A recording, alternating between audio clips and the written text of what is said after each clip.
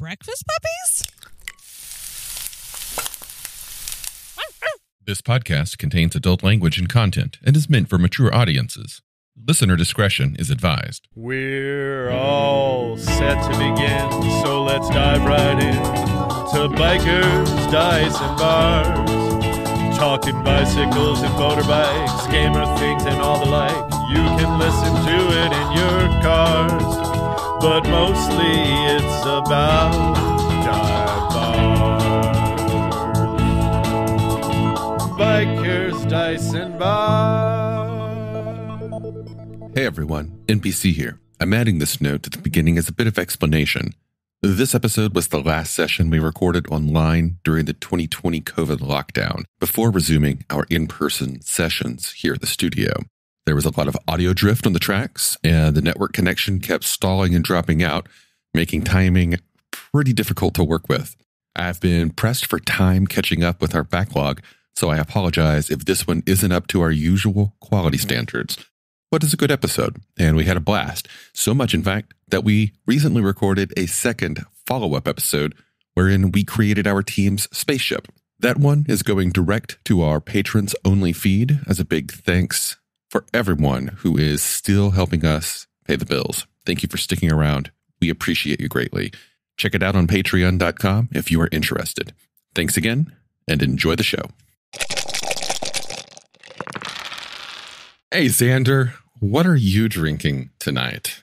I am drinking, or about to be drinking, Jim Beam Double Oak Twice Barreled Kentucky Bourbon. Nice. Jim Beam Double Oak is a whiskey to rival any other. It is first charred in American white oak barrels. Then we pour it into another freshly charred barrel for a second, to mature for a second time. The added interaction with the oak wood results in a liquid intense in flavor, smooth in taste. Because again, for this episode, what's better than brown? Double brown. What about you, Jacob? Over here, we're drinking Skunk Brothers Moonshine. Oh, you got more Skunk Brothers? I got more Skunk Brothers from Stevenson, Washington. Made with Washington grown corn. Hey, we met those guys. Cool. Yes, I have. No, we did together. Oh, yes, that's right. We were together on that. At WagonCon. Yep. Oh, yeah. Oh. And over there. here, I've got a nice can That's a good sound. of Rainier or Rainier. It is Rainier for Life beer, mountain fresh, established 1878, naturally brewed. I am also drinking some vitamin R. Yeah. And I've got, of course, a little Powers Gold label on some ice right here, ready to go. Well, naturally. Mm-hmm. Naturally. Cheers, Any guys. particular reason for the gold label instead of the High Plains whiskey? This is what I had upstairs. Okay. Well, speaking of things that I guess we just sort of had lying around, you're listening to Bikers, Dice, and Bars. Recorded here in Portland, Oregon. As usual, I'm NPC. I'm just Jacob. The good Dr. Xander Gerrymander. And I am Poppy Beaujolais. Welcome to this wild podcast. Today, we see 4 gentlemen podcasters in their natural habitat. Let's see what they are going to do. 4? Okay. Yeah. I mean, Xander's mustache counts as like an extra Yeah, this is Dr. Xander. This is Gerrymander. Gerrymander. Right, yeah. And also, speaking of things that we just had lying around, we wanted to do another character jam, trying to come up with some ideas. And we mentioned this one last time, and we finally getting around to do it this time. And I know Xander has been waiting on this one for a while, and I literally just pulled this off my shelf and said, hey guys, let's do the Firefly role-playing game from Margaret Weiss Productions, which I should actually call the late Firefly role-playing game, because Margaret Weiss Productions, I don't think exists anymore, but I do know that they, even if they do exist, they lost the license. Oh. Yeah. So this is not to be confused with the Serenity role-playing game, also from Margaret Weiss Productions, which they published before because they got the license for the movie, but not the show. And then they made a role-playing game based on only the things that were mentioned in the movie, which is all they could work with. Then later, they got the license for the show. And let me tell you, this book blows the other one away. It's a better updated system. It's cooler. It's smoother. It is just a beautiful, beautiful fucking book. And if you are unfamiliar with Firefly, what rock have you been living under? Why are we friends? No, there's many reasons that show didn't succeed, but I would say that the number one reason was mismanagement from its production company. Thanks, Fox. Fuck you. It wasn't Chibi-chan taking over their time slot.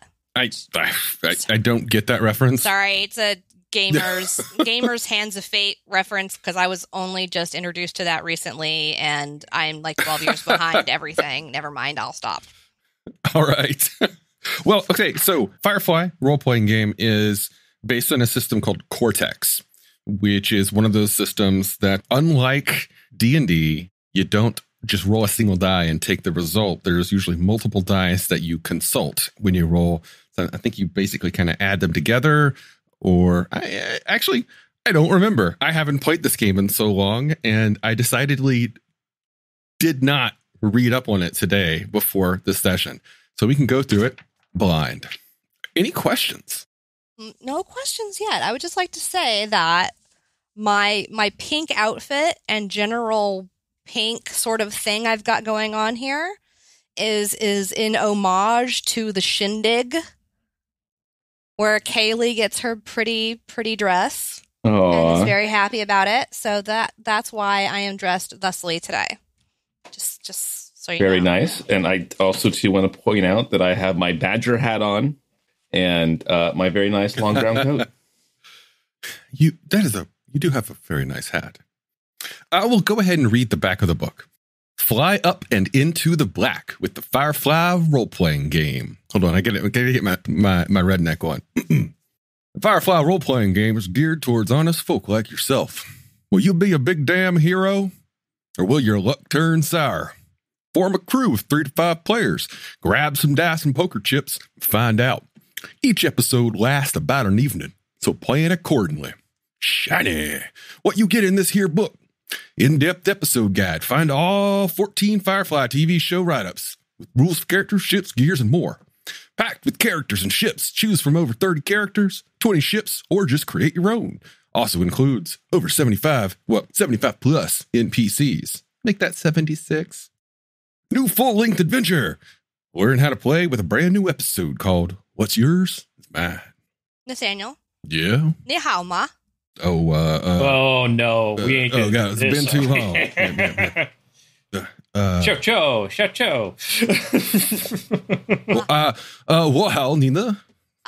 我非常好，谢谢。我是中国人，我是美国人。I can never remember. That actually leads me to a story that I want to open this up with. I studied Mandarin Chinese, for a few years in my youth. Forgot most of it. I can barely order from a restaurant and usually can't even do that because they're Cantonese around here. Mm-hmm. But the third year of my Chinese education, I remember, was at a college in Atlanta. No, this is the fourth year. And brand new teacher for me, went to this class. And I remember it was a refresher. This bunch of Southerners and myself, including myself, I should say, in this class. There was this one guy, and his Southern accent was so intense that he didn't even bother with the tones or the accents of Chinese. Like, I don't think he could understand it. He was just in there for a credit, and somehow he passed. I don't get it. He was a fun guy, but he wasn't good at Chinese. And I remember the teacher eventually got to the point that she just sort of smiled and nodded and moved past him whenever she had him recite something. And I remember we were talking about drinking coffee. Yeah, it was. She was asking us to say, do you or do you not like drinking coffee? And I remember it was like, ni hao, ni si huan, bu si huan, chu wan fu, or chu cafe, and chu hu cafe, ni si huan, bu si huan, hu cafe. And his response was, he would always be like, ni si huan, bu si huan, hu cafe, and she would just go. Very good. And next, you could just see the look in her eyes of I have given up on this one. It's kind of like making me at my worst Minnesotan try to talk without indirect objects. I took 1 year of Mandarin when I was in high school, and our teacher, our Lao She, so she taught Mandarin at Fort Collins High School, and she taught over at Rocky Mountain High School, the like rival high school across town. And so she was always like rushing via bus, and the bus system in the town sucked, and so she was always running just a little bit late. And but she was great, and so she'd always come in, and I'm not gonna do her voice justice here, and I apologize, but she came in one day and she's like, the students at Rocky Mountain High School taught me a new word today. I'm like, oh, cool. What did they teach you? Because she's like, they taught me the word anti-disestablishmentarianism. Coming back to Firefly.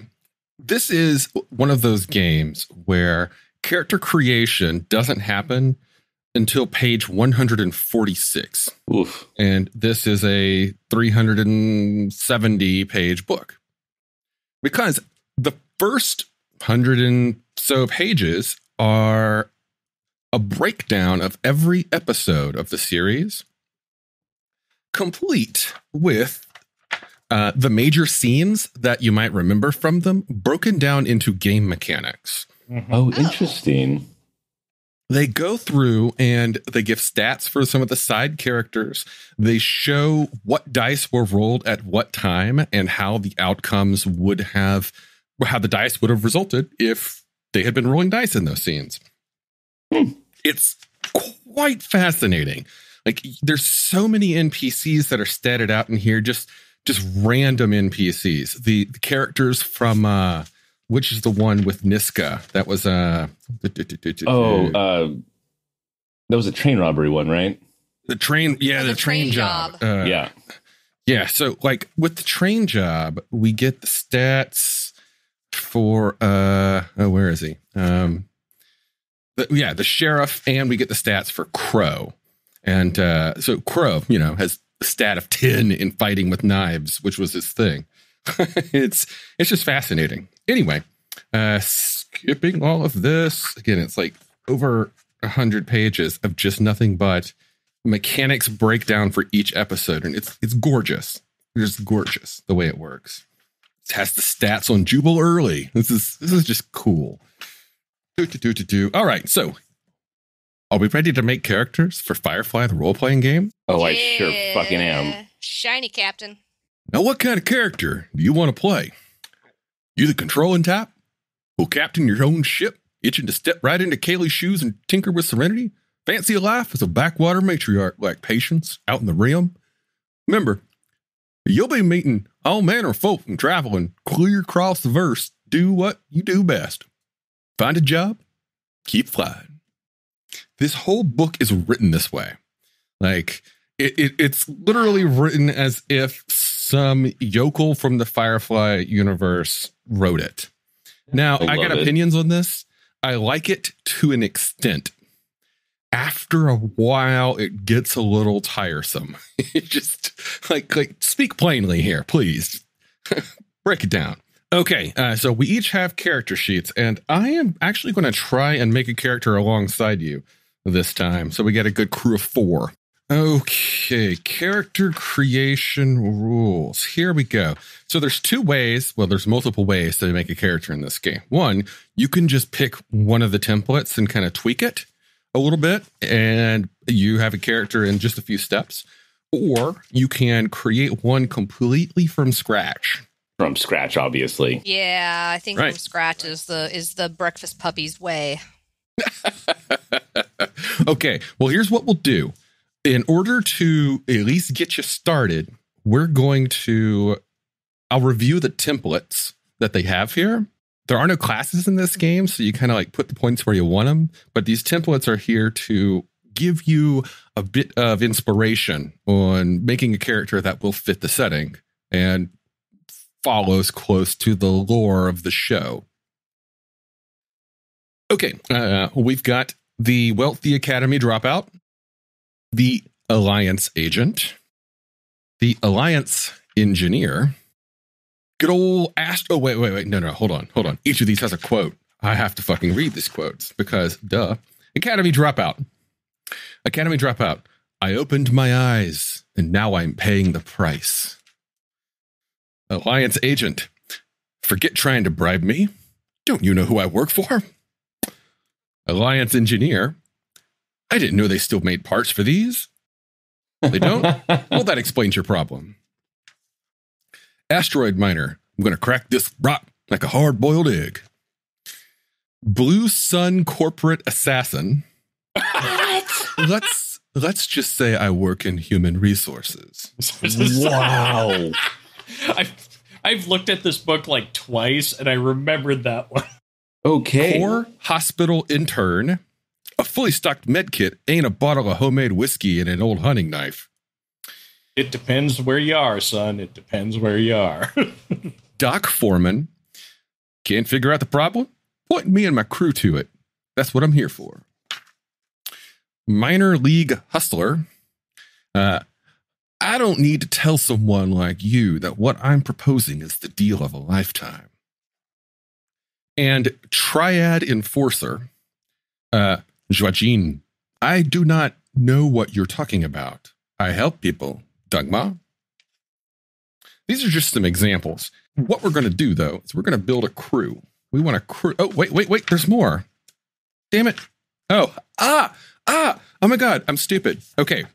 The archetypes are broken out by region. There's a lot of these. So those were just the archetypes that you might find in the core. Now we're going to go to the archetypes that you might find in the border planets.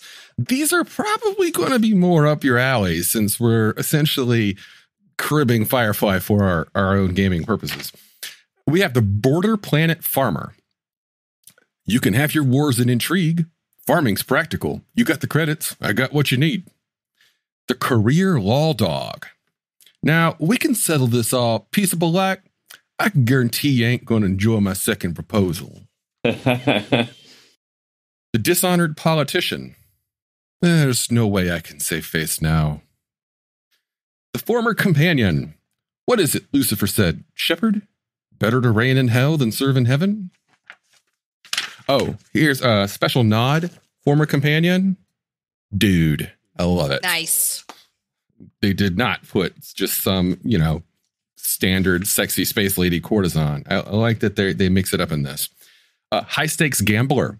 Deal out the cards. They can take me to jail when I'm good and ready. Natural reader. Of course you're in love with her. I have a sense about these things. And, reader like brain stuff. Security professional. To me, doesn't really matter if you're worth the bullet. Small-time trader. I'm no Lao Qian. I'm no Lao Qian. You deal with me and I'll make sure you get a fair bargain. And finally, we have the Rim. Alliance Black Ops. The price of freedom is eternal vigilance. Battle-worn bounty hunter. Cry all you want. I ain't got the heart to listen. Cortex hacker. Of course, I can get you access without an ident card. How much were you willing to pay me again? Derelict salvager. Permit or no permit. There's some good cargo to be had out in the black. I'd be a fool not to take it. Freelance investigator. My Uncle Poe always used to tell me, Trudao Husan-san. Whatever that means. Newly ordained shepherd. Faith is the quiet stream on the riverbed, working slowly to make great change. And finally, retired outlaw. No reason about it. Sooner or later, we all got it coming. So, let's talk about your crew. Who do you guys want to be? Well, I have a question. Yeah? So we pick our archetype, and then we get to choose our job on our ship? What these do is they provide guidance if you want it. You can grab an archetype. They have a whole lot of the numbers already figured out, and you can take those as an example, or you can just start fresh. Okay. Yeah. I'm okay. You guys go first. Who's the captain? Don't all speak up at once now. Jacob? Okay. Okay. I mean, unless someone speaks up, we can have that. I want to be the pilot.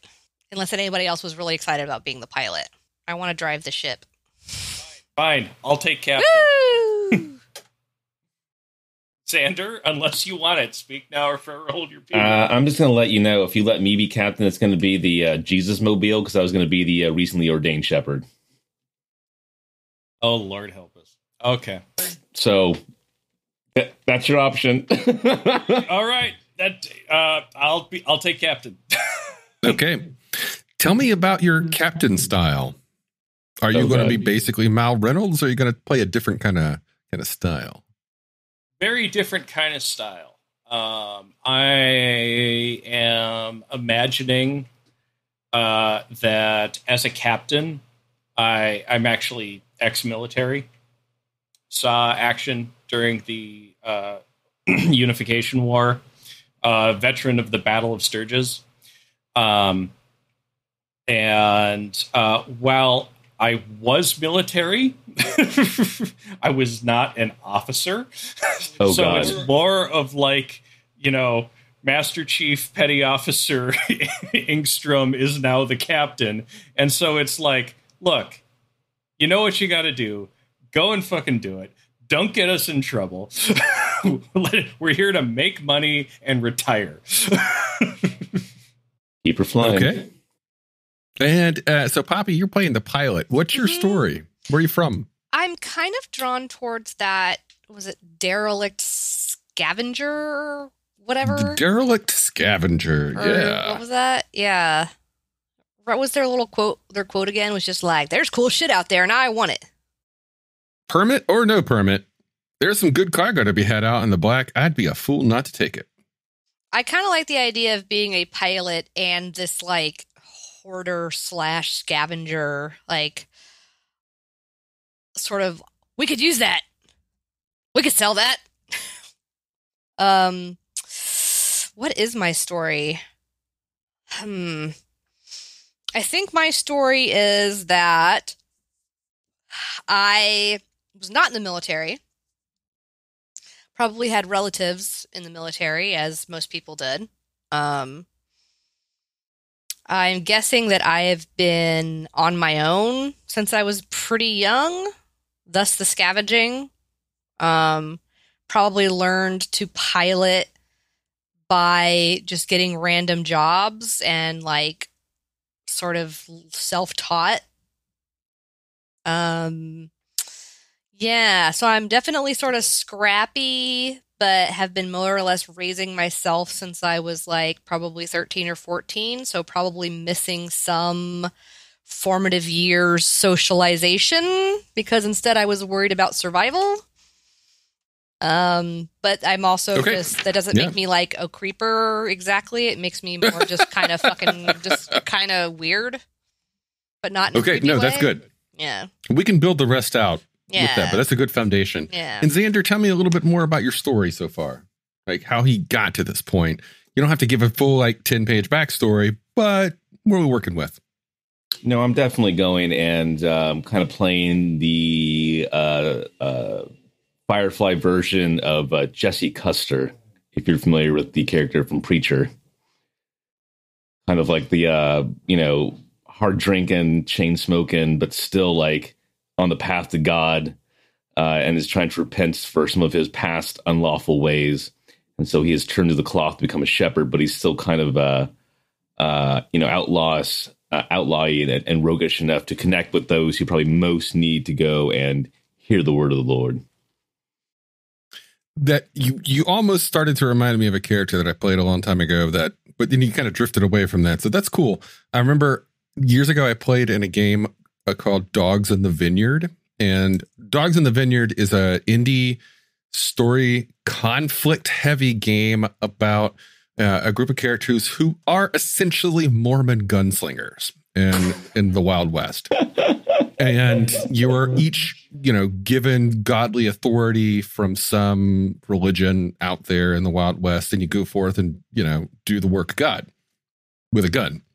And I remember, there's so many different ways to play the character, but I remember my character, I decided to name him. He was Reverend Rufus D. Hawthorne. And whenever you make a new character in it, you get a whole bunch of traits, but every character gets a special trait, which is their holiness, essentially, which is like and it's a statement like, I am God's right hand, or I am God's healing sympathy, or something like that. A trait that you can use.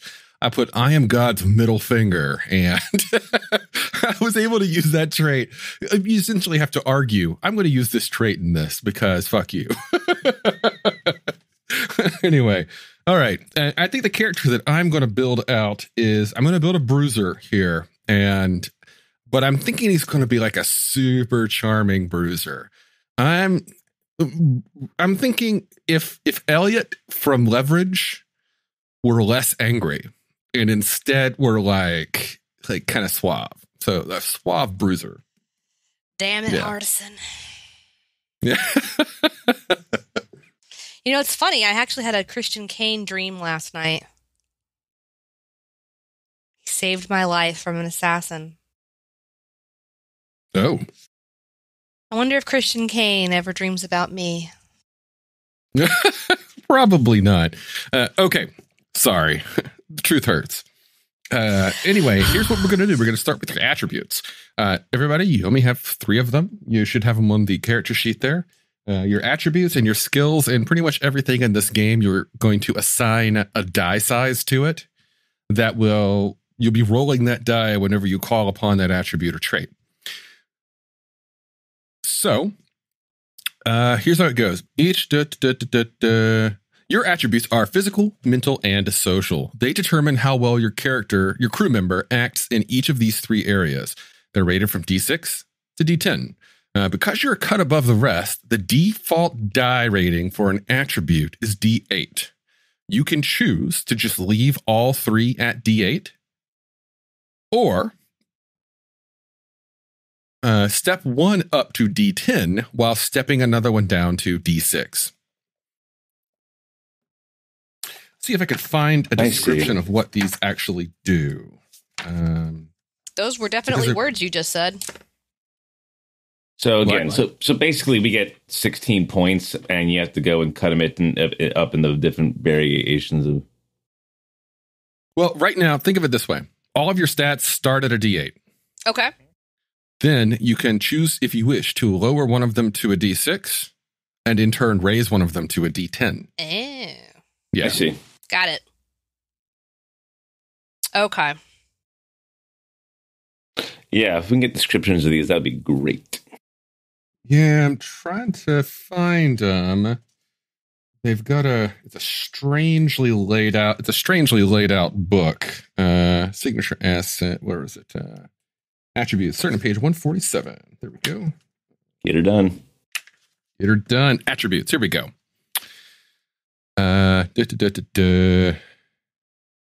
Each character, so hold on.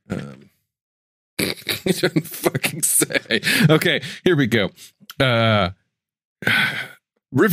gives examples of characters instead. What it says is 3 sets of dice. They represent your character's relative strengths when engaging in different kinds of tasks, ranging from fixing engines to shooting guns to talking your way through a tense situation. You use these attributes. They will be the first one for every dice pool that you build in this game. You always include this die when you take an action. So, for example, it says, River Tam's got such a sharp intellect and mighty awkward way of dealing with folks that gives her a mental D10, social and D6, and she's a trained dancer, so we keep her physical at D8. In contrast, Simon is really smart. We give him a mental D10, but he's also not super tough, so we give him a physical D6 and keep his social at D8.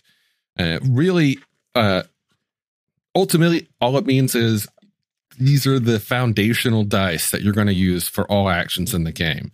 Is it something involving using the mind? It's going to be mental. Is it something involving using your body in some way? Physical. And finally, if you're interacting with other characters, social. Ultimately, what matters is which ones do you want to be best at when you bring them into play? Okay, I got it. Everybody got it? I think so. So I'm going to put this guy. This guy's not going to be too bright, of course. So I'm going to make him a D6.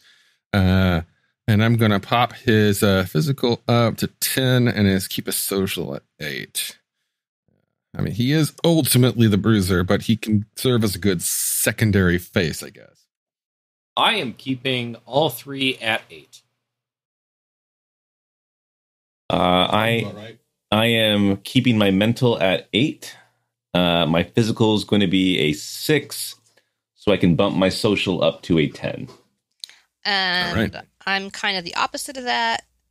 And my mental, I'm going to keep my mental at an 8 because I've got some street smarts, but, physical, I'm bumped up to a 10, and I moved down my social to a 6. Okay. So 8, 10, Well 6. balanced, guys. Look how we did that.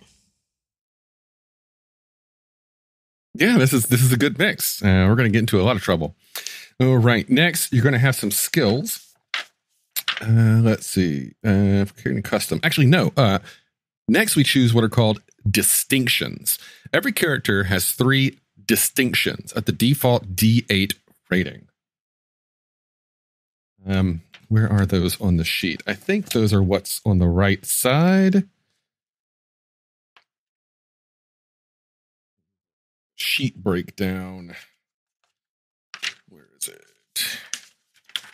Here we go. Distinctions. Got it. Your crew member has 3 of them.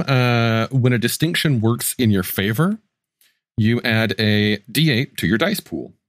But at any point in the game, you can choose to use it against you and roll a D4 for a trait instead. If you do so, you gain what's called a plot point. Now, plot points are really useful. They're kind of like bennies if you all have played Savage Worlds, or fate points if you played Fate. They essentially give you extra story power later to to add elements to a scene. Like, you know what? I know I didn't write it down, but I totally remembered to bring my big fucking shotgun to this wedding, kind of thing. Okay, so you're gonna get 3 distinctions.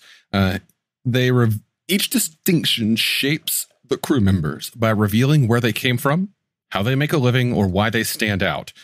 Also includes triggers you'll unlock during the game. You'll see a set of highlighted skills that'll help you.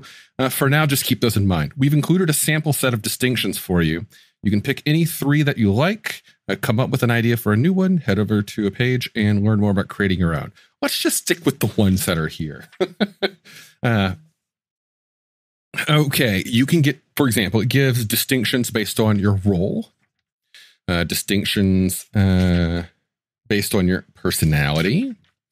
You can get distinctions based on your background. I do like the way that they build these distinctions out. Okay. I'm just going to read off some of them. There's a lot here, multiple pages of examples. And if you've got one that you think fits, we can probably find something to match. Role distinctions: Agent Provocateur, Alliance Officer, Bounty Hunter, Cortex Technician, Con Artist, Registered Companion, etc. Personalities: Backstabbing, Bad Reputation, Fashionable, Honest Man, Heart of Ice and Dust, etc. Backgrounds: Blind as a Bat, Brothers, Drunk, Done Time, Filthy Rich, Semi-Retired, etc. Veteran of the Unification War, that's a good one. Yeah. And you get 3 of these.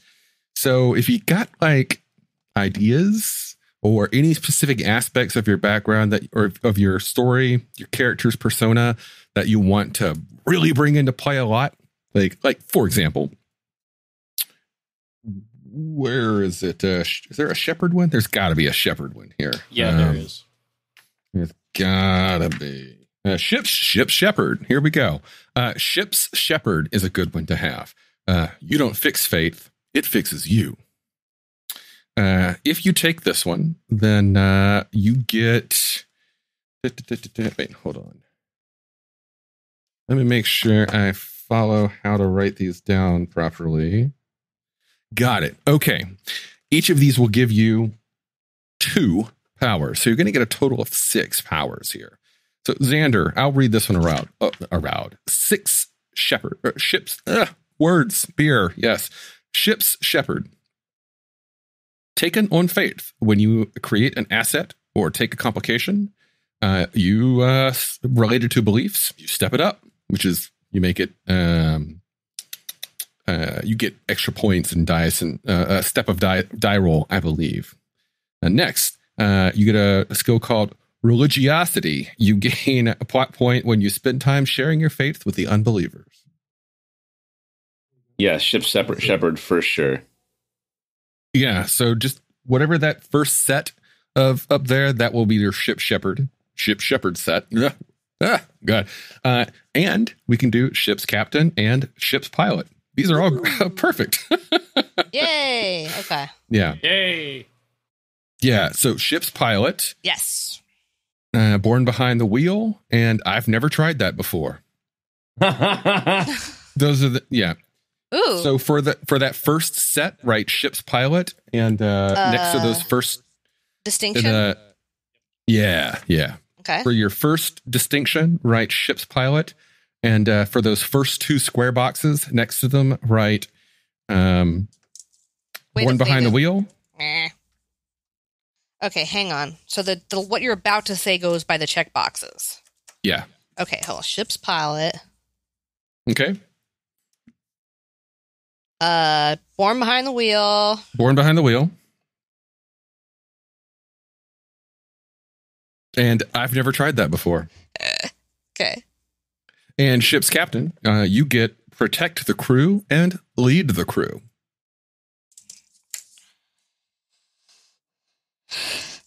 That's why we have you. For my guy, is there a ship's thug? Let's see. I don't see a ship's thug. There's a mercenary, but I don't want to do mercenary. He's actually a cool guy. But Maybe I you're think the I am dropout. going. I think I'm going to choose. I'm going to choose first mate. Oh yeah, that's handy. And first mate gives me the following 2. Got your back, sir. If the captain fails a roll, I can step up or double an attribute on the next roll. And the second one is right here, sir. Spend a plot point to join a scene involving the captain that you weren't already in. Oh no, captain's in trouble. Suddenly I just appear and slug a guy. Sorry, I'm late. Oh, there's your tagline right there. I love it. Okay, now It would let's be look hysterical if your character, for some reason, does not understand Chinese at all. Me? Yeah. Hold on, make a note. No Chinese. He's not too smart, but I think is going to be witty. But he's good at comebacks and whatnot. Poppy, you got a question? Can we take a very quick break before we move on to the next section? I really have to use the bathroom. I do too. So let's take a short break. Thank you.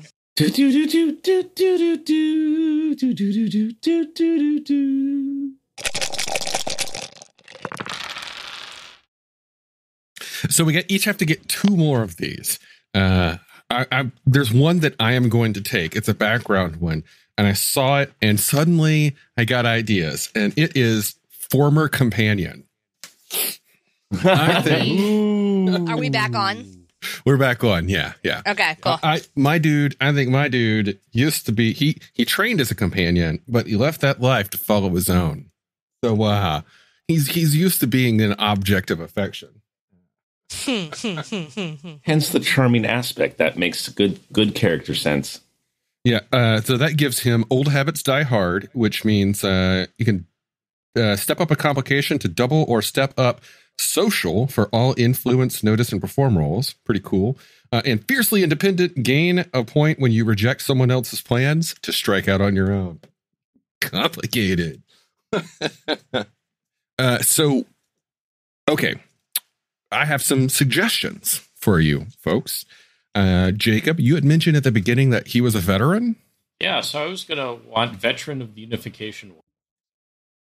Great. Do you by chance have the PDF of the book? Somewhere. I am looking for it, but I cannot find it. Well, I'll go ahead and tell you what you get then. That's going to get you fight and type, which you spend a plot point to step up or double your shoot or fight when you're outnumbered. Nice. That's pretty good. And you get war stories. When you create an asset or take a complication related to a wartime flashback, you step it up. And let's see, there was another one that I thought was pretty good. What's your personality like, Xander? Or Xander's character, not Xander, because I know your personality very well. Oops. Yeah. I'm picturing myself as kind of basically a very close equivalent to Jesse Custer from the show Preacher. I haven't seen the show. Sorry. Me either. I don't like get that at the reference. very start of the series. Yeah. So, tell me more.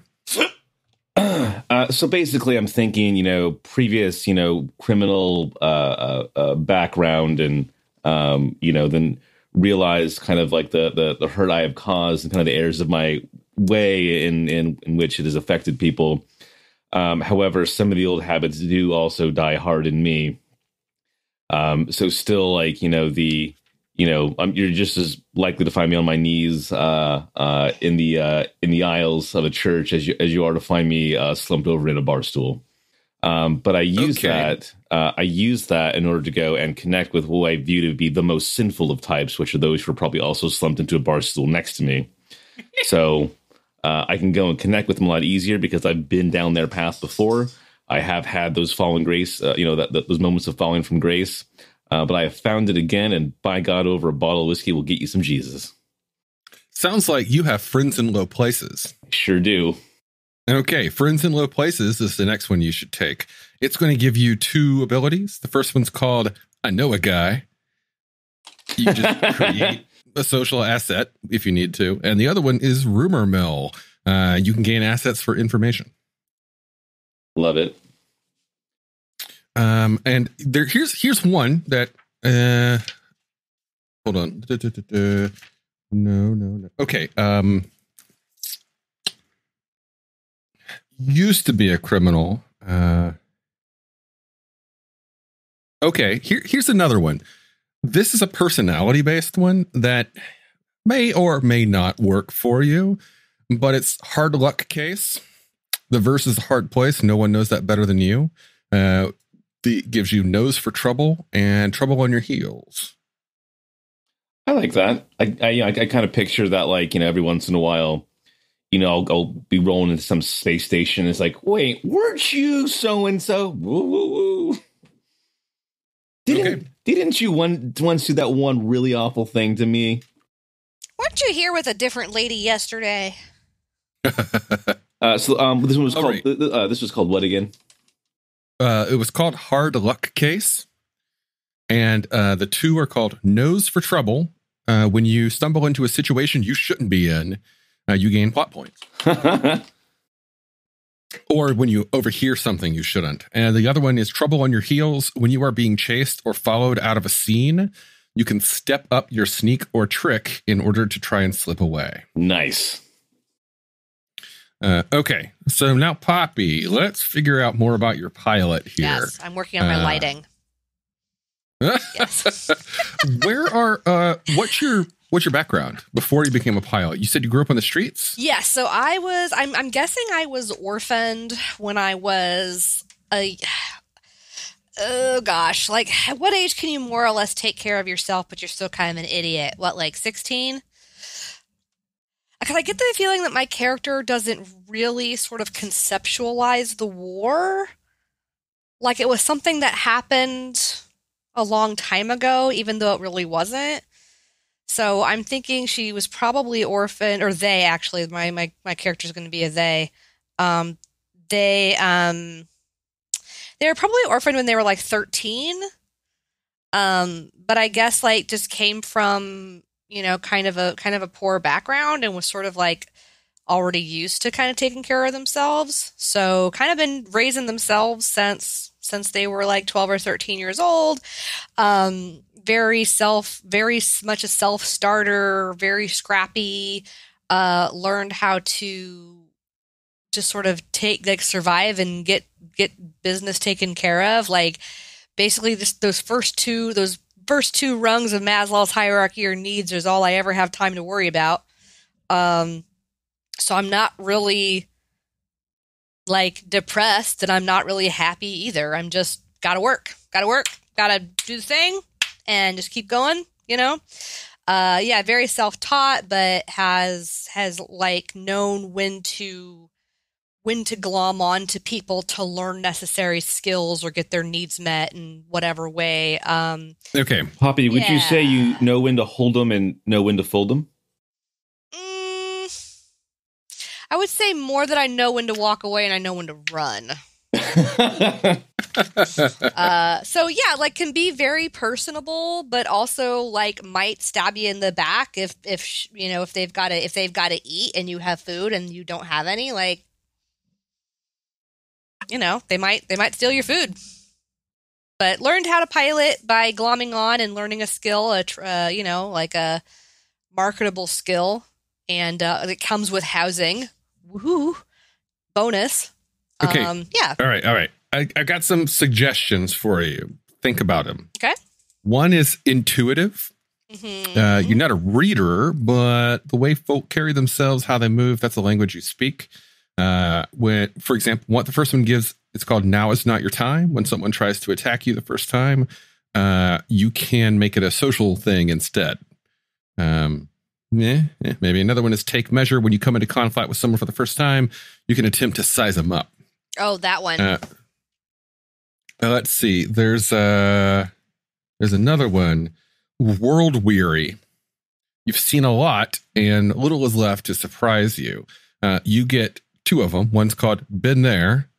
You can create an asset when you ask help from an old contact, and the other one's called "Done That."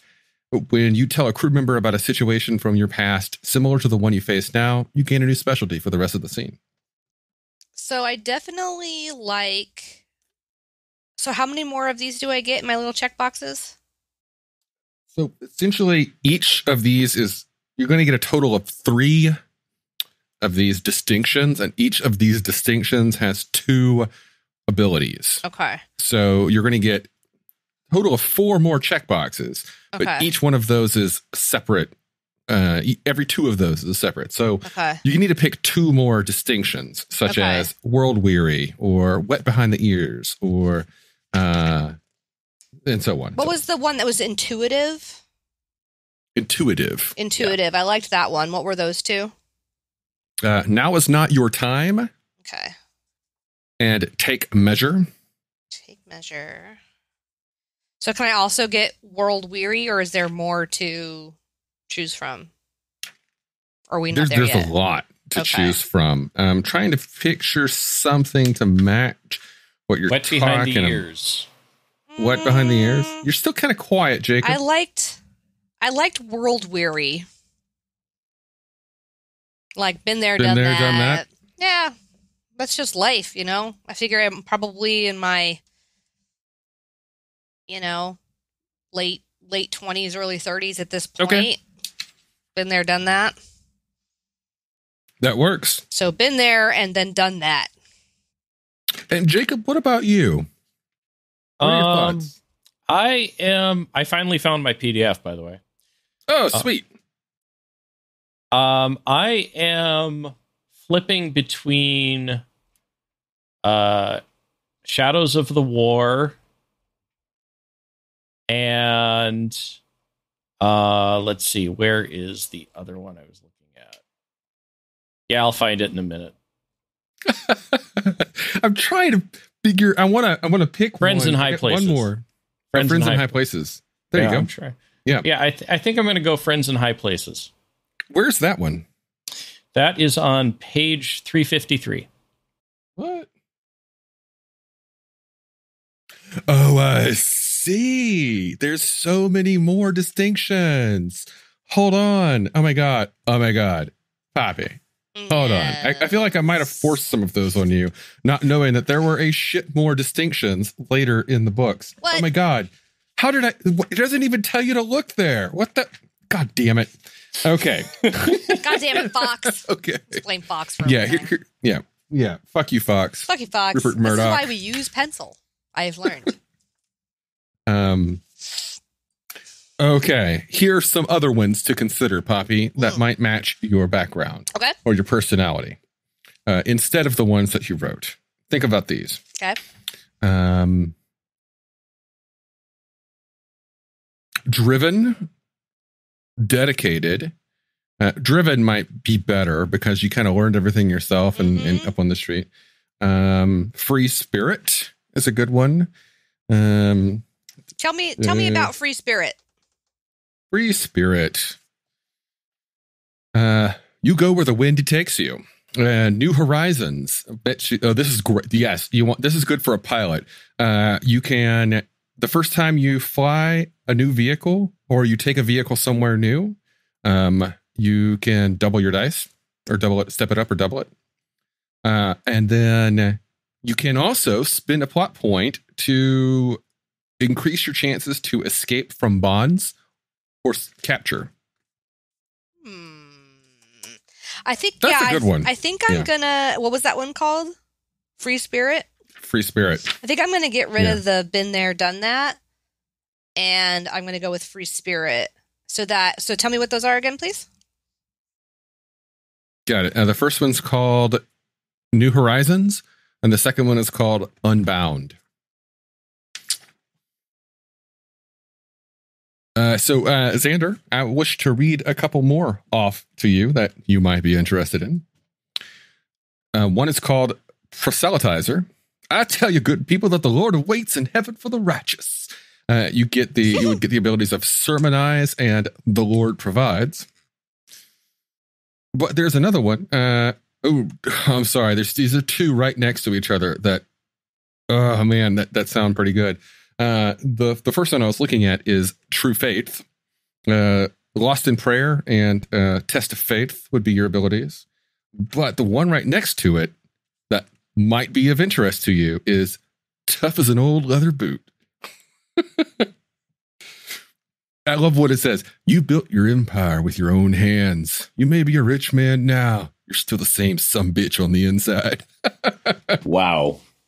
For a different character, I might take that, but I think I'm going to stick with the three that I got. Okay. All right. So, Jacob, you picked Friends in High Places. Mm-hmm. Anything else? Well, I got Friends in High Places, I got Ship's Captain, and I got Veteran of the Unification War. So I got my three. Oh, man. I need a third. And I want something to make this guy unique. Like, I definitely... Like, he's going to be skilled at fighting, but I'm going to basically do that with skills and stuff. I think I want to make this guy sort of a variety character, or more with like all of his stuff having to do with like background or personality, things that when you're watching this television show, you would not expect. Like, one of I was looking at was like dancer. Like, maybe he's a dancer. Maybe he's trained at ballet for some reason. I just want to be dainty. Or trained at ballet or salsa. Oh, man. I don't know. What are some that you're looking at here, Jacob? Any ideas? Let's see. Dancer was one that jumped out to me as well. Dainty also is hysterical, I think. In this case. You're just like a leaf upon the wind, brother. Let's see. The Alluring was another one that I thought of for you. Oh, yeah? Yeah. Let's see. Personality distinctions. It's on page Alluring. 348. Let's see. It gets memorable and turn heads. Ooh, I like that one. I do like that one. Mm-hmm. That's pretty cool if I wanted to go like full sexiness. But I think that might be too leaning onto the whole former companion thing. Like, I kind of want the former companion thing to be a thing that people forget about. Oh, yeah. Like, oh, that's right. You used to, have sex for a living. Living the dream.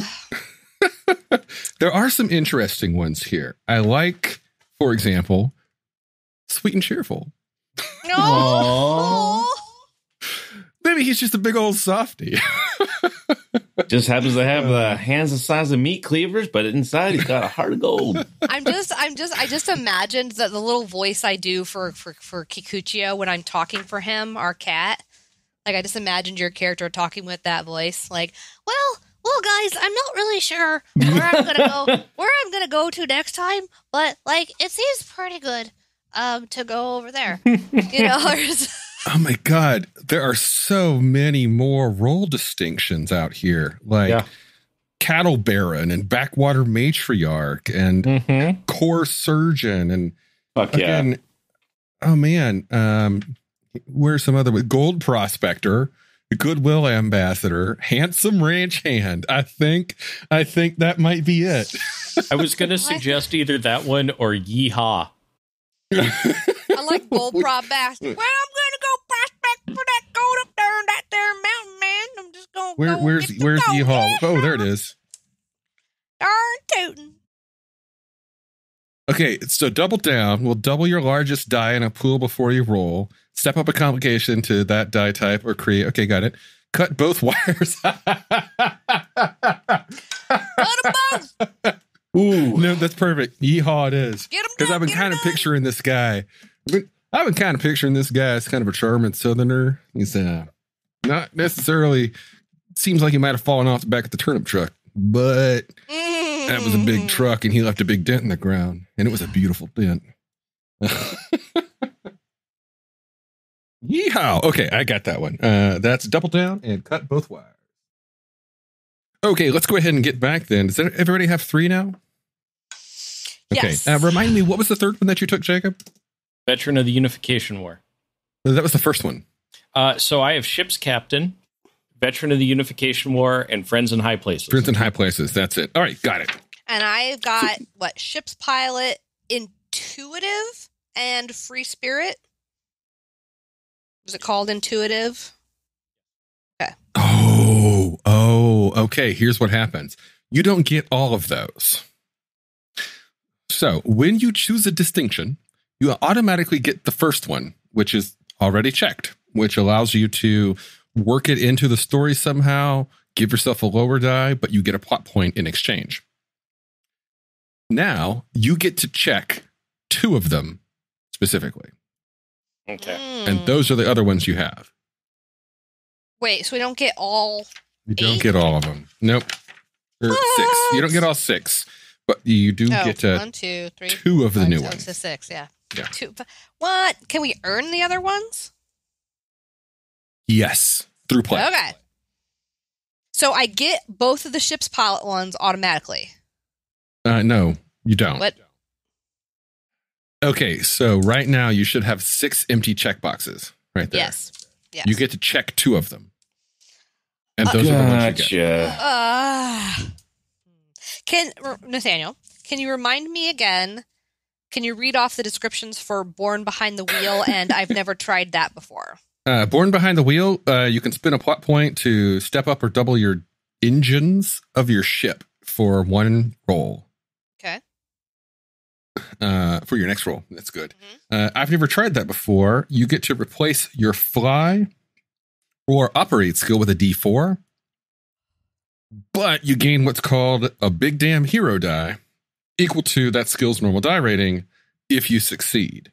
So essentially you lower your skill to try something, but if you succeed at it, you get some major kudos. Okay. I am going to take right here, sir, because I do love the idea of just popping into a scene anytime, like boom, especially usually sliding in and punching someone in the face. I like that. And simply because I gotta, I can't figure out if it's going to be cut both wires or double down. Cut them both. Cut both wires. Cut both wires. Get her done. No, double down's too good. I like it. That's what we're going with. Okay. Yeah, right here, sir, and double down. Okay. If you're unsure, I would just say pick the one that sounds coolest. I chose lead the crew and let's just forget about this little mess. Nice. A dig. I chose Born Behind the Wheel and New Horizons. Okay. Xander, which ones did you pick? Ship Shepherd and Hard Luck Case. Okay. Oh, wait, no. You get to check 2 of the boxes. So, which of the 6 skills or abilities did you pick? Religiosity and Trouble on Your Heels. Got it. Oh, nice. Nice. I see how this game's going to start. Gotta get out of this fucking planet, man. So right now, all of your skills have a D4. What that means is you're untrained. You can try using the skill, but your chance of success is slim, and your odds of rolling a jinx or double ones are great. If you want to do better than that, you need to step up your skills to the next available die rating. Okay. In step 2, shit, we forgot this part. All right. In step 2, you chose 3 distinctions. Beneath these distinctions, you probably got some skills. So if you have 2 or more distinctions, step it up again. Okay. Highlighted skills. Here's how this is going down.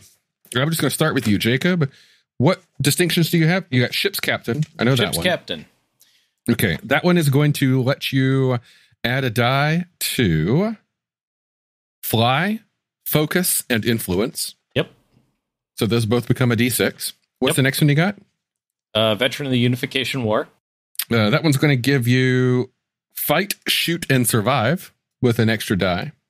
And make sure any of the ones that you're raising, you also underline. And what's the third one? Friends in High Places. That's right. Friends in High Places. Focus, No, and Influence. Poppy, what were your skills? Oh, sorry, you got Ship's Pilot. Ship's Pilot's Intuitive. Okay. Hold on. Ship's Pilot. Yep. Underline these skills and add a die to them. Okay. Fly, Notice, and Operate. Fly, Notice, Operate. Okay. Okay, for Intuitive, underline and add a die to Focus, Influence, and Notice. What do you mean by add a die to? So all of the skills on your sheet, you can just assume that all of them have a D4. Oh, I see. Any of the ones that you're underlying, you can circle the D6 as well. So I just underlined Notice twice? That means you can now circle the D8. Sweet. Ooh, Okay. I see. I see. 1, 2, 3, and okay. They all start with a D4, and then if I underline it, I can at least add a D6. Yep, correct. And if if I tell you the same one that you've already underlined, add another die to it. So one. And then so that was Intuitive. So now Free Spirit. Good. Drive, Fly, and Move. Oh, nice. Keep her moving. Okay, Xander as Ship Shepherd.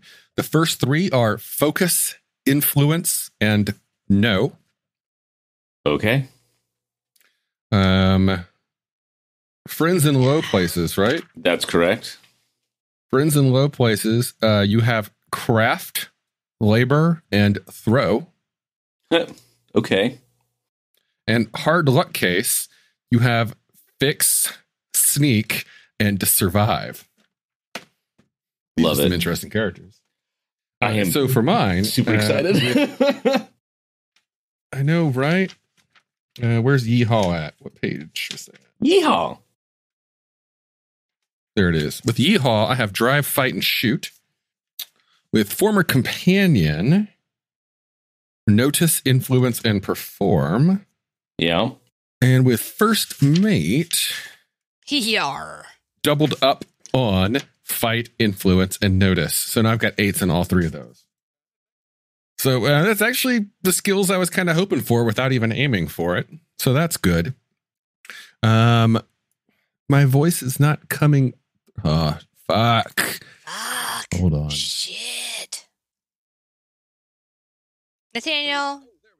Oh, there we go. Yeah, so my voice wasn't coming into the stream, and now it's beer? working. Okay. I May I recycle that for you? yeah, Yes, can I you will. recycle I'll it be right for me? back. Okay, I'd you're appreciate that. Thanks, sweetie. And that's what love is, ladies and gentlemen. That's what love is. Okay, here's how we're going to scale. Well, spinning points. Sorry, I lost myself. Where we were? Yeah, spinning points. Yeah. You can buy more skill points. You have nine points to spend on skills. Any of your highlighted skills or your underlined skills cost 1 point to increase up to shit. a D12. Okay. Any skill that isn't underlined costs 2 points. Got it. To increase it for each die. So are we going and by default clicking 4 on everything else? Yes. Yeah, everything else is a 4. You always have it. Okay. 9 points total, you say, huh? Yeah.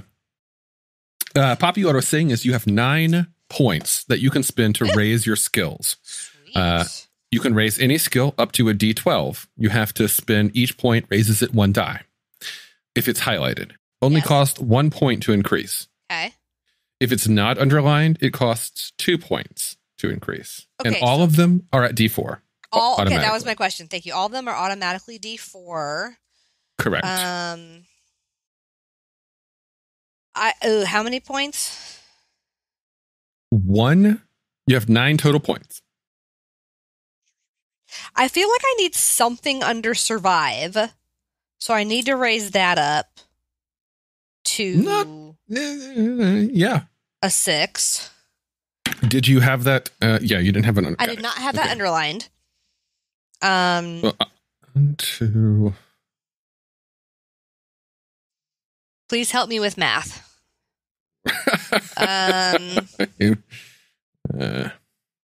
I love how there are skills of treat and trick. Yeah, what? What I've are got questions about that. What are trick or treat?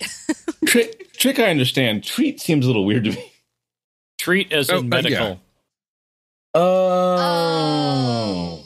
Not Okay. as in like our gigolo can trick and treat. You know what I'm saying? We will not be referring to the first mate as our gigolo. Our gigolo. Boo. He was a Boo. gigolo. Just a gigolo and everywhere I go. Okay. I raised my drive to 8 from 6. I raised my fight to 12 from 8. I raised my influence. I did not raise my influence, actually. I figure a D8's pretty good already. I raised my fix, however, from a D4 to an 8 because I don't think anybody has that. Oh, okay. Well, then I'm going to drop it down to a 6. It was at a 4, so I spent 2 points. I'm going to put those 2 points in influence, which is a D12. I have a D10 of notice, a D8 in perform, and a D8 in shoot. Okay, I'm so sorry. It is that time of day where my brain. Well, has hold on. stopped working. Xander was next Okay. up for the question train. I'm so sorry. Yes, please go. Okay. Let's see. 1, 2, 3, 4, 5, 6, 7, 8. Ooh, we got one more to do. Do that. All right. Did you have a question? No, I was Oh. counting off like numbers on my fingers, so I wouldn't like. Oh. So I was like, Sorry, okay. You had your hand up. I was like, Xander want to say something? No. I'm just Got like, it. hey, Poppy. 1, 2, 3, 4. Oh, okay. 6, 7, 8, 9, 10, 11, 12.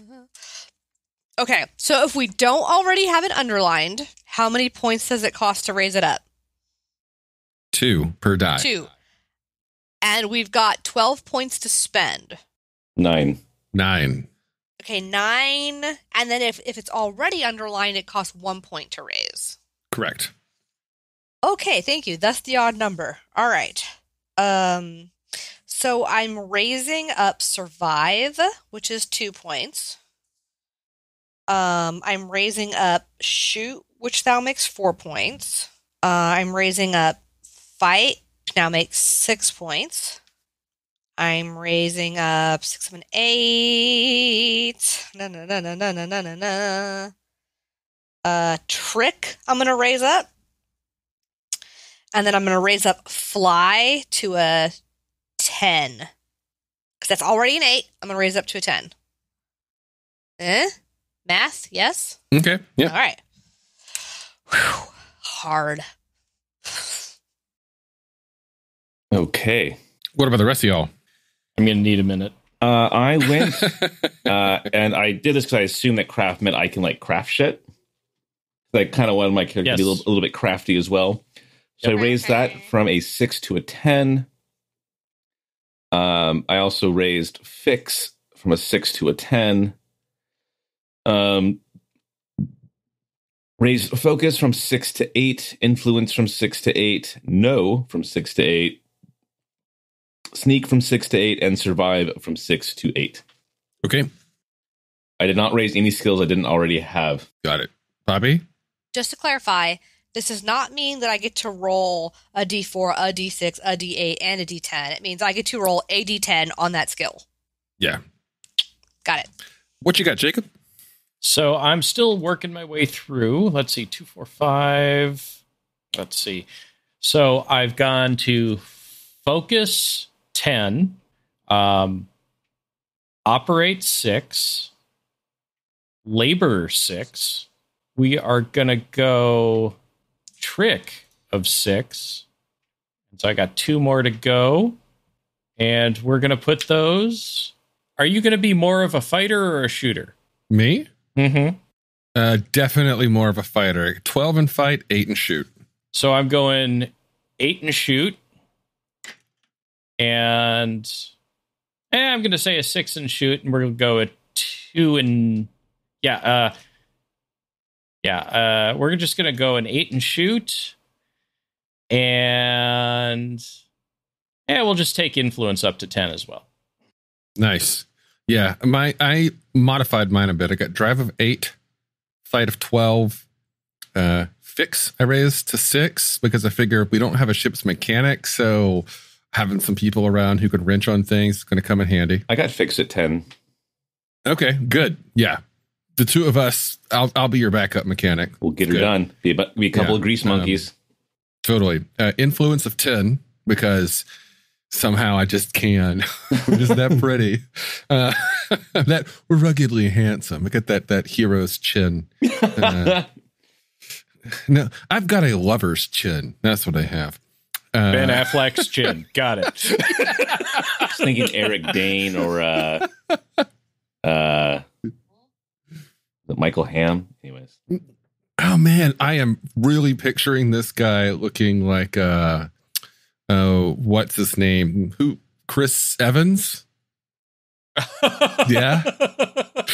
You know, but like short hair version of Chris Evans when he's super muscular, like his character from the All Lady Ghostbusters cast. Oh, You mean, are you talking about Chris Hemsworth? Hemsworth, that's it. Hemsworth. Okay, Who's Evans? Chris Hemsworth. Which one's Evans? Evans is Captain America, Captain right? America. Yeah, I'm thinking Chris Hemsworth. which also would work. No, John Hamm. I was thinking of John Hamm. That's that's the chin I'm picturing is John Hamm. Okay. No, he is totally going to be played by a short-haired Chris Hemsworth. Anyway, notice Do I look more strangely like enough, a doctor with the saxophone or without the saxophone? strangely his notice is high. It's a D8.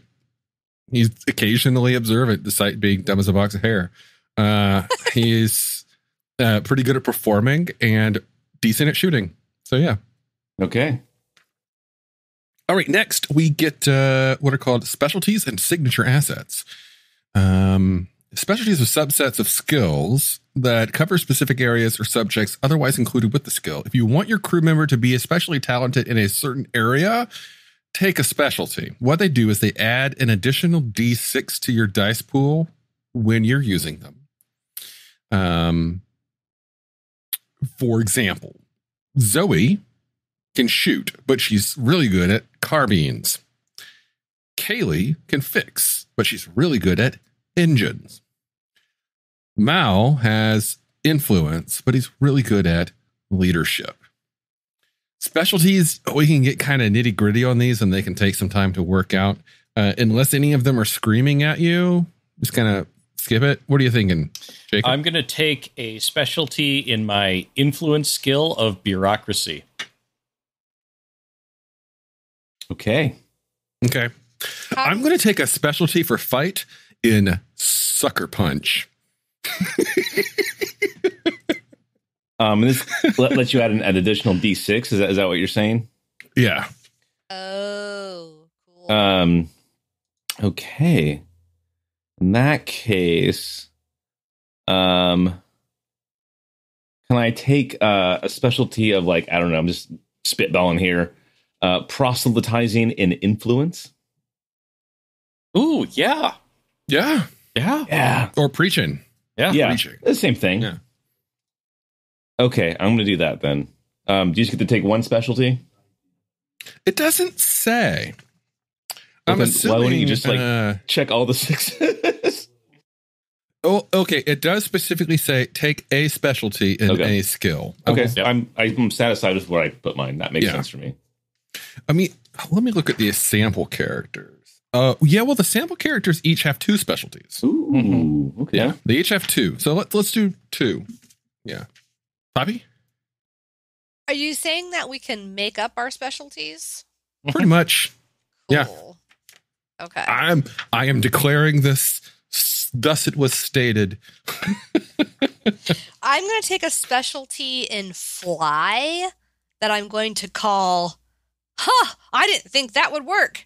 You already have that, actually. But Yeah, basically, yeah. I've already never done this before. I don't have that yet. Oh. I've not. That's not checked. I've got Born Behind the Wheel. Okay.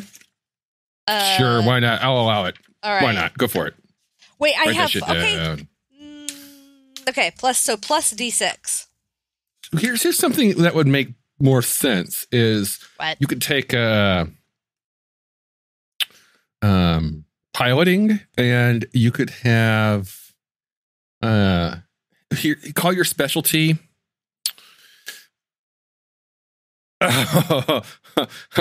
This could be a funny one. You can call it interpretive flying.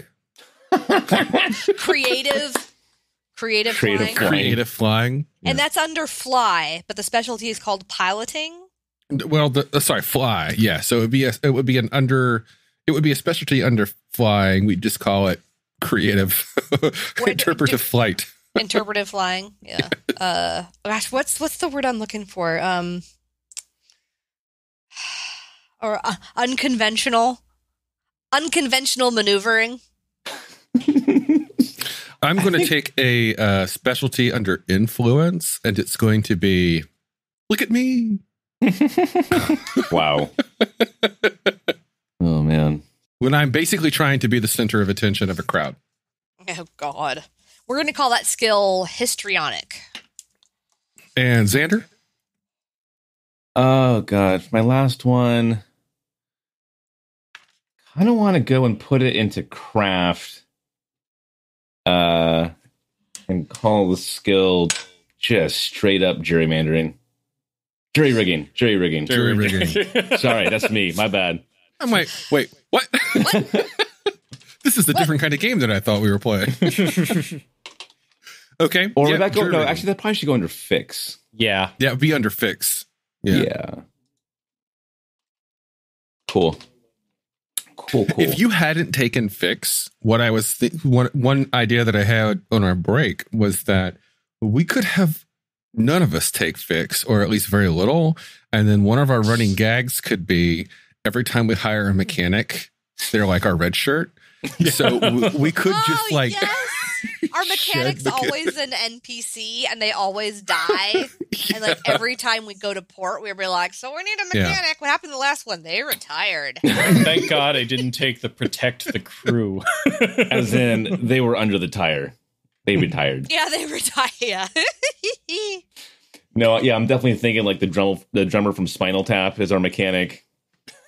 Just just fucking combusting for no good reason all the time. Just boom, like. Oh, thought if only we had kept up the maintenance on this machine, it wouldn't keep blowing up our mechanics. Son of a bitch. What? That didn't happen. He's So exaggerating. So for specialties, I took bureaucracy as a specialty in influence and alliance military as a specialty in no. Ooh, That's good. Oh, yeah. Yeah. Good call. Yeah, see, we got some good days ahead of us. This is a I guess, motley yeah. crew, sir. This is a motley crew. I wanna served with play. pride there, I son. want to play this game. I do too. Like I would get somebody to run it for us. Okay, next you have to pick what is called a signature asset. Everybody is going to get one, and essentially, Jane had Vera. Vera was his signature asset. They are possessions that you have a special connection to. They add a die to your die pool whenever you decide to use them. You cannot share them, but it's possible that you might steal one and eventually make it your own. Here's some examples from, for example, the career law dog. They have one of their assets is the badge, or another option is a law enforcement database. Whereas the Border Planet Farmer, one of their assets could be Alliance issued war rifle, or they could instead choose farm animals. Well, it's kind of weird, but all right, sure. Small time trader. You could get a secret stash or an emergency alert. However, personally, if I was going to make a small time trader based on the Firefly universe, my signature asset would be a very fine hat. Obviously. Black Ops character, the examples that they give are a stealth suit or a safe house map. Newly ordained shepherd, they give a pristine crucifix or a travel journal as ideas. Each one is basically, each one, I should say, you get one and you get to write it down under signature assets and you assign a D8 to it. It's a cool thing. I know what mine is. I know what mine is. I thought of mine in the bathroom earlier when we were taking a break. Mine is some weird, overly flashy and expensive Asian sword that he bought from a merchant because the merchant convinced him it was like passed down through some kind of ancestry, and he thought that would look really cool as like a focal piece, or maybe not even an Asian sword. It could be like some kind of a fancy French dueling rapier or something. Anyway, it's some gaudy, hideous, just out of nowhere. God. Like no one will ever carry this around, or it could be like some kind of dragon on the blade katana. It's something that he thinks is the coolest thing ever. Look up ornate French dueling swords, because they made some of the most god-awful, hideous swords. I mean, like, modern day made for the weeaboo market stuff is not as over the top as the Court of the Sun King dueling rapiers. They're just, oh my God, god-awful. You're right. This is the court of the Sun King. What? Okay, I gotta look at this shit now. I love it. Court of the Sun King. Like the one I'm picturing actually has an entire garden scene filigreed into the handguard, and it's just the most. And it has the most ridiculous quillions. Nope. This is dumb. The quill. It has pearls inlaid. Nope. That's dumb. Oh, I love it. It's like gaudier. Yeah. Oh my God. It's like the sword equivalent of those boots that was like cowboy boots that like women spend like $350 on that have never stepped in shit ever. Mm-hmm. Yeah. Word. Those are nice boots. I can tell they've never seen a horse. Uh-huh. Yeah. What about you guys? What are you thinking? So my character's signature asset is a vac suit. Scratched, patched, and mended. He survived in it for over a week after the Battle of Sturgis while life support was down. You said it was a vac suit? Yep. Got it. Nice. I like it. Yeah. I'm going to go with a flask named Jonah, and inlaid on the flask is a whale with a crucifix on it. That reminds me of that album that I had in my teenage years that I would cruise around the high school blasting of called Hollerin'. And in this Hollerin' album that was recorded in like the 60s or something in the Appalachians, I do remember very specifically one of them, there were a number of songs that these Appalachian hillbillies were hollering and recording. And one of them was this old man going, where's Wild Jonah? Where's Wild Jonah? Where's Wild Jonah? Where's Wild Jonah? Where's Wild Jonah? I was just like, oh my God, I would just blast that cruising in my 1978 Thunderbird down the high school driveway. Of course you would. That checks out. I had a 1974 GMC truck. He had a 1978 Thunderbird. It says something about our childhoods. Mine was salmon pink. I had a brown 83 Pontiac Bonneville, and I was probably blasting like Celtic rock out and The Cure out of it. Can you blast The Cure? Depends on what song. Thank you very much, Jacob. I mean, you can play it loud. I just don't think you can blast it. Bullshit. Bullshit. Actually, Bullshit. My Thunderbird was the color of Poppy's dress. Oh, yeah. So, Bondo. It was the color of Bondo. No. That was a 100 complete original factory paint job on that thing. Like a salmon. I bought it from some old lady who had basically she just couldn't drive anymore. She was basically half blind and couldn't move around. She was selling her old Thunderbird that she had driven like 8 times. Man. She was just sitting in her garage for like 20 years. Sometime remind me to tell y'all the story of the Mary Kay Thunderbird in my hometown. Oh, yeah. It was Mary Kay Pink. It was not just Mary Kay Pink. It was the Mary Kay Pink. Oh, my God. The exact same color. It's a specific color. Yeah, just like Tiffany blue. Yep. It's a specific Pantone color. Mm-hmm. Xander? My first and only car was a 1980 VW Rabbit convertible. I had a Cabriolet. I had a 1986. It was the same thing. Cabriolet was because I remember the 1985 was the last Rabbit convertible. The 1986 was the Cabriolet convertible. They were the same fucking vehicle. They just changed the name on it. We're bikers, dice, and bars. And we're talking about our cages. Oh. God, I loved that thing. It was so fun. It was so good. Like it was also loud as fuck on the highway. Everything was manual on it. Everything was 100% manual. Yes. No power steering. It was like a crank to start it. Is that what well, yeah, it was a car owned by me. Of course it fucking did. All right, continue. Okay, signature assets, folks. Which of you has the 1978 Thunderbird? No, I'm thinking that my signature asset is a pistol. I'm thinking that I have my father's gun, and I know it's like I'm trying to decide if it's like a semi-automatic or if it's like a revolver. Like I can't quite decide. Thoughts? Ooh, a Derringer? Ooh. Tiny, small, super concealable. No, I think it's going to be like a big badass, I have a big fucking cock kind of gun.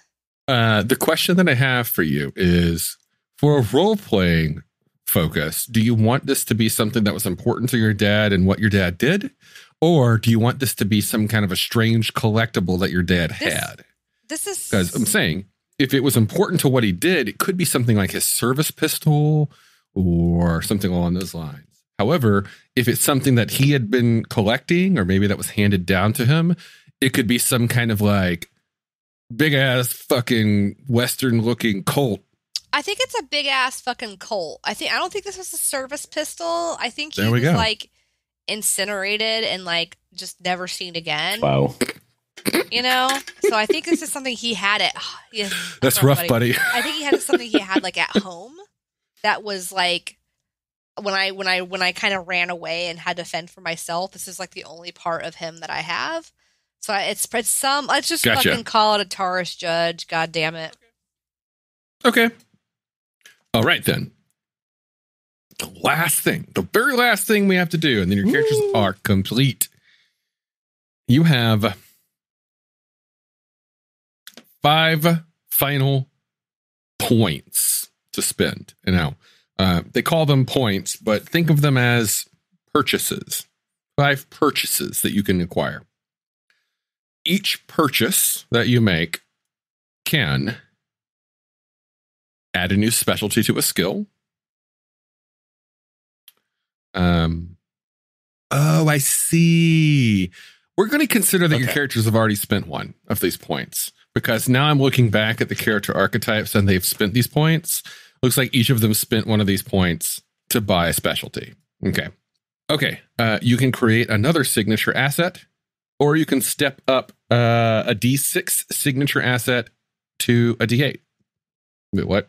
Oh, okay. This is fucking weird. Here's how this works. Sorry. It's confusing.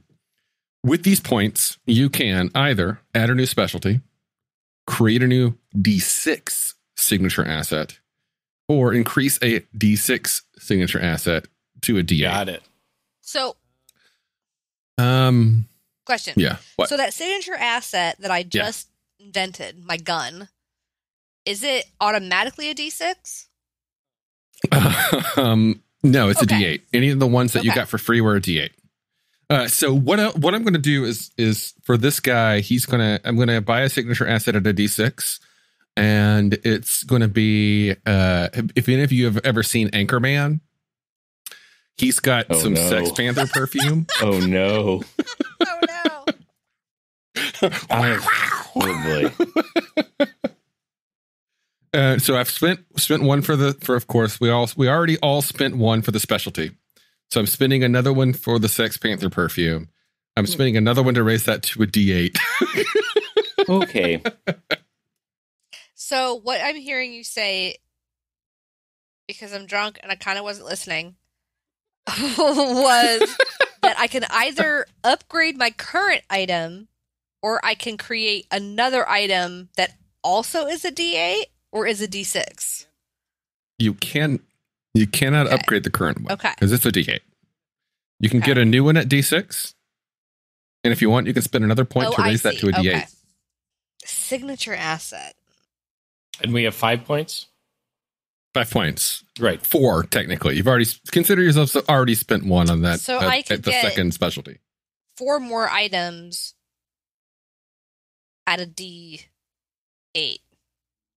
No. 2 more at a D8. 2 more at a D8. It's my Friday. I'm tired. Fair enough. I'm going to get drive. He's good at driving, but I'm going to get a specialty in drive of hovercraft. That's a good idea. I'm going to take survive space. I need another signature item. I want a serious. Yeah, I'm just going to get signature items. I'm not going to upgrade my skills. Yeah. Fuck that. I need stuff. Yeah, right. Okay, so here's what I have come up with. Under signature assets. I've got multi-tool, because our engineers are always dying. So I've got a multi-tool, and we're just going to imagine this is some kind of futuristic multi-tool that can just like those fucking nanobot things in Star Trek Next Gen that can just replicate whatever fucking tool it wants for the job, and they become sentient, and it's just it needs this one. Here you go. My multi-tool is kind of like that. If you got that reference, I like you very much. And then I also, because I'm the pilot, I have map of the known universe, so that we'll pretty much never be lost. How's that sound? Sure. Sexy. I don't care. You love it. Panther musk cologne person.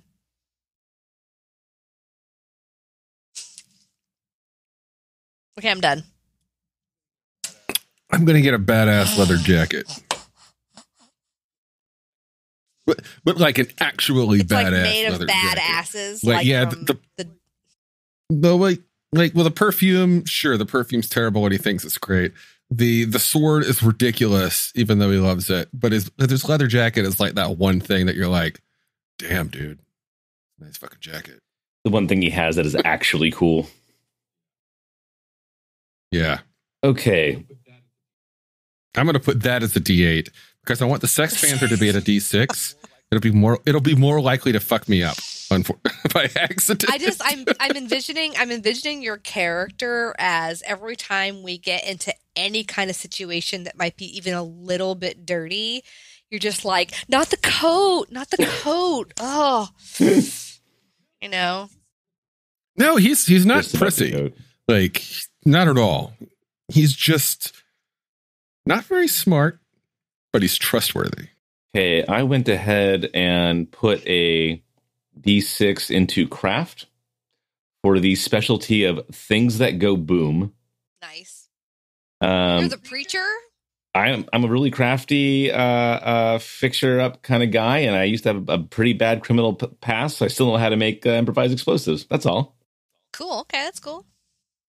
I mean, how else are we going to make the holy hand grenade of Antioch? The holy IED of Nice. Firefly. Of Beaumont, yeah. Anyways, I went and raised a throw from 6 to 8 because how else are you going to throw the holy hand grenade of Antioch? And for a personal item that I decided to go level up to a D8, I went with pearl-handled revolver. Ooh. Do we just like randomly have shooting contests on the ship? And the captain's like, stop fucking shooting the guns while we're in space. What the fuck's the matter with you? Yeah, I'm just kind of picturing one of the opening scenes from Fallout 3 when your father gets you that BB gun for the first time and you go down into the vault to go like shoot rad roaches with it. I'm picturing something like that and like an innocuous like metal hull of the ship that's not going to get damaged in case we like, have a little feed me the drink and start shooting cans or whatever. Like, we put like 3 old mattresses behind it. It's fine. Yeah, what are you yelling about? Ugh, what are you worried about? It's fine. I know what I'm doing. So I added a specialty to fight improvised weapons. I added a specialty to survive, that being space. And I took a D8 signature asset, which is his naval ribbon rack, in the metal case. So. Oh, naval as in navy, not as in belly button. Okay. Yeah. I decided to lower both of my new purchases to D6, and I took another specialty, which is notice things that can kill us. Nice. All right. So that's pretty much it. I have a name. I've decided he goes by Perk, P-E-R-K, or P-E-R-C. I never remember his name. I call him Prick. His actual name, his real name is Perseus Alexius. Oh, nice. Very nice. All right. That's how we're doing this. My character also has a name. They are they, them. And no one on the ship really knows their biological sex. And anytime somebody asks, like, hey, are you a man? Are you a woman? Are you a boy or a girl? Their response is just, fuck you. Their name is Ho, as in H-O-U, with a little accent over the O, which is Chinese for monkey. They just go by Ho, as in like H-O-U. I'll go. This here's gonna be Shepherd Jeremiah O'Hare. Jeremiah O'Hare. Yeah, Shepherd O'Hare. And I'm here to go and save your soul and get your whistle right wet with God. Did you say wet with God? Wet your whistle with God. And Jacob? I am Ang, A-N-G, Cumberland. All right, Captain. Captain Cumberland, I like it. Captain Cumberland. Now, he tends to prefer you if you call him Chief, because Captain still makes him feel uncomfortable. Because he was only ever a sergeant. Master Chief Petty Officer. Yeah. Yeah, so after you come up with all of this, there's some like questions to flesh out your character, such as where you've been, where you're from, what you do, thoughts on the unification, thoughts on politics, thoughts on the core, thoughts on the outside. There's also a ship. You can technically we can begin with a ship. Building a ship can be a whole other thing. We can actually come back to that It's a whole some other time. page. It's a whole other character sheet. The front page. And it's a lot. There's a lot. There's almost as much here for building a ship as there is for building a character. Well, the ship is a character. Right. Yeah. Right? Yep. Yeah. That's a trope. Yeah. Yeah. So what do you think of the cruise so far? I'm excited about this, actually. Like, I want to I kind of want to play this game as not like a one shot, but as like maybe like 4 or 5 sessions, like a short, like episodic, like a mini series, like a 4-part mini series. I'd like that. And I wish that I could play too. So if we were to do this, we need to find a Firefly proficient GM. Cool. So if you're listening or watching, let us know if this is your specialty, because we love to play with this crew. We just haven't built our ship yet. We must know somebody who's run this before. Xander, Jacob, what do y'all think? I am very excited to go and see what kind of fucked up trouble this crew gets into, because I don't see how it's not possible that we couldn't. Honestly, I think our first trouble, we have played these characters wrong. Yeah, I think our first adventure should be trying to find a mechanic. But although that said, Xander, you have a really high fixed skill, so we might not need a mechanic. And I've got the multi-tool of awesomeness. Yeah. So in this system, and you might not know the answer, could a character lend me their signature asset for a skill that I am? Okay. Yeah. Signature assets, I understand, cannot be used by other characters. But I'm guessing you could tell me what to do. My skill was way better than your D8. Yeah. Okay. Well, don't quote me on it. You can borrow a signature asset, but you get no mechanical advantage from it. So if someone's signature asset was a gun, it would just be the normal gun in your hands. Yeah, it wouldn't have the asset a multi-tool. bonus. It would not give you the benefit. it would just be a fucking Leatherman instead of this amazing. Okay, I see. Not that a Leatherman are amazing. Leathermen are amazing. Leatherman, if you're looking to sponsor a podcast. And trust me, Poppy is always looking for Leatherman to sponsor the podcast. I think I might have bought this book at WagonCon 2018. Awesome. Oh, cool. I found a WagonCon 2018 flyer in there. Nice. So, maybe one of our wagoneers. Maybe one of our wagoneers. I have just coined this. Wagon train to the stars. One of our wagoneers can run this. Maybe perhaps Zach or Buckley or I don't know. Bonerman. Yeah. Well, oh my God, he'd be great. Oh my God. Oh my God, Aaron Bowman. Dude, run our Firefly game. I will feed you whiskey.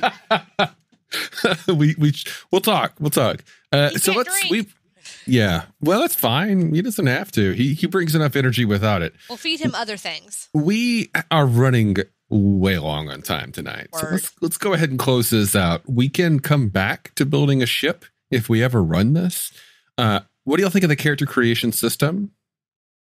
It's kind of fun, actually. I didn't initially fully grasp the skill section. It was a little bit kind of convoluted. But once I got the hang of it and realized you could do some specialties and stuff like that and really kind of hone in onto what really cool skills and character expanding skills that you wanted your character to have, I was like, I actually like that a lot. And for me, this is so much better than Serenity, the role-playing game was. Yeah. Poppy? I like what I'm learning is I like character creations that seem a lot more sort of open. Unlike what was it, D&D or Dungeon Crawl Classics or whatever the fuck we did when you were like, no, you can't be a gnome assassin. You were so upset by that. And I'm like, fuck you. Like, fuck you, I want to be a gnome assassin. Like, I like that this feels a little bit more freeform and a little bit more open for you to be like, what do you want to do? Who do you want to be? Like, let's just from scratch create a character with a little bit of sort of guidance along the way, you know. But I like that it's more freeform, so that I feel like I can be more creative and feel more like invested in the character that I'm creating. That's cool. I dig that. Poppy doesn't like to be told gnome. Oh, Jacob. I don't think I was drunk enough to fuck this up. This session ran pretty quickly. Yep. I dig it. I'd like to get this into play sometime. So let's see if we can find a GM. Yeah. Yeah. Looking for a GM for Firefly, the role-playing game. All right, let's go ahead and close this out. You've been listening to Bikers, Dice, and Bars, Portland, Oregon. I'm NPC. I'm just Jacob. I'm Dr. Xander Gerrymander. And I am Poppy Beaujolais. Find us online, join our Discord, drop some money on Patreon if you want to help us pay the bills. But until next time, as usual, I want to remind you. Always keep a shiny side up. Always keep tipping your bartenders. May your dice always roll crits. Please always drink responsibly. And please vote. Yeah. Fucking vote. Just fucking vote. Good night, y'all. Good night. Thanks for joining us, friend. We've reached the end of Bikers, Dice, and Bars. Talking bicycles and motorbikes, gamer